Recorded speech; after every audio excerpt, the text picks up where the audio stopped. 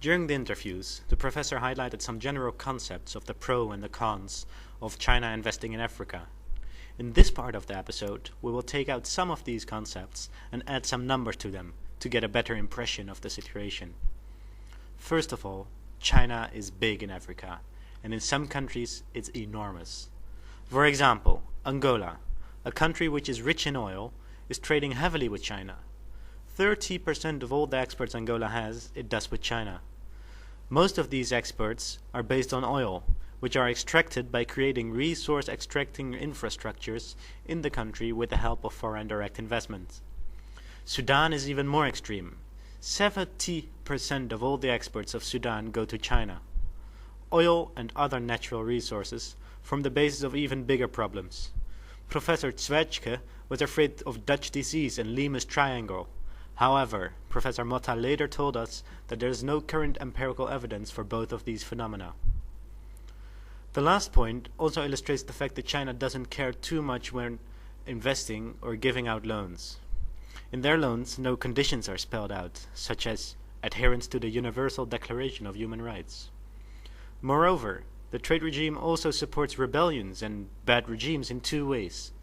One, by providing funds that buy weapons, and secondly, by providing the actual arms themselves. Next to that, Chinese investments are based on commodities. For example, 1/3 of their investments are in the textiles and garments industries. An example of another way of doing business with Africa is India. They mainly focus on processing of metals and chemicals in Africa, providing them with much more added value. Finally, we would like to conclude this addition of facts with a point on infrastructure. China has an extremely positive impact of infrastructure in Africa.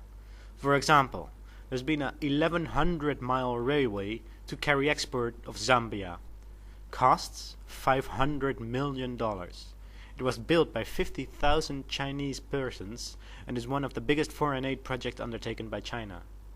This illustrates the sheer size of the infrastructure projects of China, particularly important for the landlocked countries as Zambia.